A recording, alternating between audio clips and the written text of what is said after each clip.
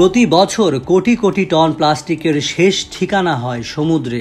এসব প্লাস্টিকের বেশিরভাগই বায়োডিগ্রেডেবল নয়, অর্থাৎ এই প্লাস্টিক কাগজ বা খাবারের মতো স্বাভাবিকভাবে একসময় পচে মাটির সঙ্গে মিশে যায় না, বরং শত শত বছর ধরে পরিবেশে টিকে থাকে বহাল তবিয়তে। আর পানির বোতলের মতো বড় প্লাস্টিক যখন ভেঙে ক্ষুদ্র কণায় পরিণত হয়, সেগুলোকে বলা হয় মাইক্রোপ্লাস্টিক। এগুলো সহজেই বন্য প্রাণীদের পেটে চলে যায়। বিজ্ঞানী ও উৎপাদনকারীরা দীর্ঘদিন ধরেই প্রচলিত প্লাস্টিকের পরিবেশ বান্ধব বিকল্প খুঁজছেন। সেই প্রচেষ্টার অংশ হিসেবে এবার জাপানের গবেষকরা এমন এক প্লাস্টিক তৈরির দাবি করেছেন যা সমুদ্রের পানিতে সম্পূর্ণ মিশে যাবে। বেশ কিছু পুনর্ব্যবহারযোগ্য প্লাস্টিক থাকলেও সেগুলো সমুদ্রের পানিতে সহজে দ্রবীভূত হয় না।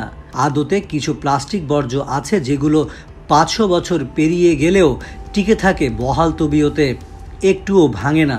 এই সমস্যার সমাধানে জাপানের রিকেন রিসার্চ ইনস্টিটিউটের বিজ্ঞানীরা এমন একটি প্লাস্টিক তৈরি করেছেন যা শক্ত থাকবে, তবে মাটি এবং সমুদ্রের পানিতে পুরোপুরি মিশে যাবে।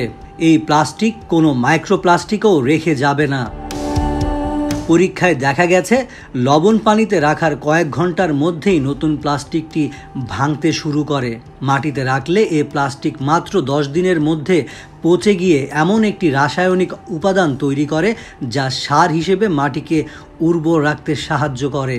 এ গবেষণায় নেতৃত্ব দেয়া বিজ্ঞানী তাকুজো আইদা জানান, এই নতুন উপাদান দিয়ে আমরা এমন এক ধরনের প্লাস্টিক বানিয়েছি যা শক্তিশালী, স্থিতিশীল, পুনর্ব্যবহারযোগ্য এবং নানা কাজে ব্যবহারের উপযোগী।